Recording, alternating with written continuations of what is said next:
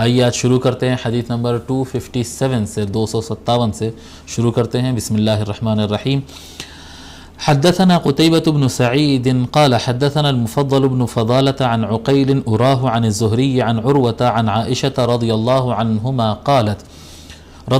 عنها قالت كان رسول الله صلى الله عليه وآله وسلم إذا آوى إلى فراشه كل ليلة جمع كفيه فنفث فيهما۔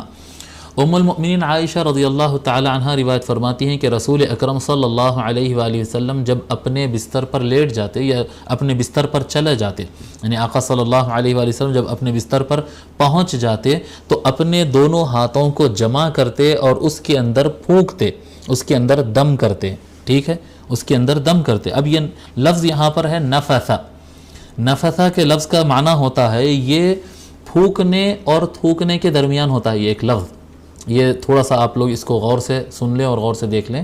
ایک ہوتا ہے آدمی کا تھوکنا، یعنی آدمی جب تھوکتا ہے تو اس کا تھوک باہر نکلتا ہے، ایک ہوتا ہے تھوکنا، اور ایک ہوتا ہے پھونکنا۔ اس طرح سے ہونٹوں سے جو آدمی ہونٹ کھلے رکھ کر اس طرح سے جو پھونکتا ہے اس کو کہتے ہیں پھونکنا، ٹھیک ہے۔ اور یہ نفث ہے، یہ ان دونوں کے درمیان ہوتا ہے۔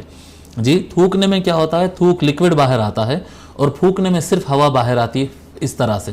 نفث کہتے ہیں اس طرح سے پھونکنا کہ ہونٹ بند رہتے، اس کے بعد ہوا تھوڑا جھٹکے سے نکلتی، اس طرح سے۔ جی، دونوں ہونٹ بند ہوتے ہیں اور ہوا کا پریشر آتا ہے، پریشر آنے کے بعد کھلتے ہیں اس طرح سے۔ تو اس کے اندر ہوتا کیا ہے کہ آدمی کے منہ میں جو تھوک ہوتا ہے اس کا مقدار ہوا میں تھوڑا سا بڑھ جاتا ہے، یعنی واٹر لیول، ہوا کے اندر واٹر لیول تھوڑا سا بڑھ جاتا ہے، اور وہ جو ذرات بڑھتے ہیں اس کی وجہ سے اگر کوئی آدمی کوئی تسبیح پڑھا ہو، درود پڑھا ہو، قرآن کی تلاوت کیا ہو، کوئی دعا پڑھا ہو، تو وہ جو ذرات ہوتے ہیں وہ ذرات سے برکت آتی ہے۔ تو یہ پھونکنے کا، یعنی دعا پڑھ کر جو پھونکنے کا طریقہ ہوتا ہے وہ اس طرح سے ہوتا ہے، ایکچوئل طریقہ اس کا اس طرح سے۔ ہاں، اگر نارمل بھی کوئی پھونک دیتا ہے، جیسا عام طرح سے جیسا پھونکتے ہیں، اگر اس طرح سے کوئی پھونک دے تو بھی ٹھیک ہے، اس میں کوئی ممانعت وغیرہ نہیں ہے، لیکن طریقہ میں آپ کو بتاؤں، نفث اس کو کہتے ہیں۔ یہ پھونکنے سے تھوڑا اور پریشر کے ساتھ ہوتا ہے، تھوڑا پریشر کے ساتھ، ہونٹ بند کر کے ہوا کے پریشر سے اس کو پھر چھوڑتے ہیں، ٹھیک ہے۔ تو نبی اکرم صلی اللہ علیہ وآلہ وسلم جب کبھی اپنے بستر پر پہنچ جاتے رات میں، تو وہ اپنے دونوں ہاتھوں کو جمع کرتے اور اس میں پھونکتے، اس میں دم کرتے، اس طرح سے دم کرتے ہیں۔ فیہما وقرأ فیہما قل هو اللہ احد وقل اعوذ برب الفلق وقل اعوذ برب الناس۔ وہ دم کرنے سے پہلے اس میں پڑھتے کیا ہے، اس میں کیا پڑھ کر دم کرتے ہیں، قل هو اللہ احد، مکمل سورہ پڑھتے ہیں، قل هو اللہ احد اللہ الصمد لم یلد ولم یولد ولم یکن له کفوا احد، اور اسی طرح سے قل اعوذ برب الفلق کا سورہ، پھر قل اعوذ برب الناس سورہ۔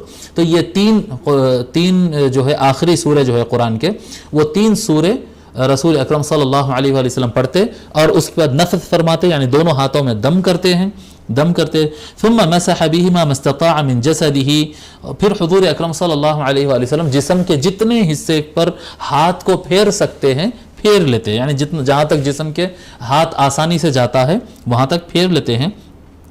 یبدأ بهما رأسه ووجهه وما اقبل من جسده، اور شروع کرتے ہیں، جب ہاتھ پھیرنا شروع کرتے ہیں تو ایسے شروع نہیں کرتے، جب شروع کرتے ہیں تو اپنے سر پہ ہاتھ پھیرتے اور چہرے پر ہاتھ پھیرتے ہیں اور اس طرح سے شروع کرتے ہیں، اور جسم کا سامنے کا حصہ پہلے پھیرتے ہیں، یعنی ہاتھوں پر اس طرح سے، سینے پر، پیٹھ پر اور اپنے تھائیز پر، جی اس طرح سے جو ہے پہلے سامنے کے حصے پر پھیرتے ہیں، پھر اس کے بعد اگر ہاتھ پہنچے تو جتنا آدمی کمر پہ اس طرح پھیر سکتا ہے تو بالکل پھیر سکتا ہے، ٹھیک ہے۔ رأسہ ووجہہ وما اقبل من جسدہ یصنع ذلك 3 مرات، اس طرح سے رسول اکرم صلی اللہ علیہ وآلہ وسلم 3 مرتبہ کیا کرتے تھے۔ یہ بڑا بہترین طریقہ ہے، اس کے بارے میں بزرگان دین نے فرمایا ہے کہ اس طرح کے عمل سے انسان محفوظ رہتا ہے، اور یہ نظر کے لیے بھی کام آتی ہے۔ یہ اگر کسی کو محسوس ہوتا ہے کہ بھئی میرے کو بار بار نظر لگ جاتی ہے، تو اس کو کیا کہتے ہیں، فوراً کسی صاحب کے پاس اور کسی عامل کے پاس دوڑنے کی ضرورت نہیں ہے، وہ رات میں سونے سے پہلے اس چیز کا اہتمام کر کے سو جائے،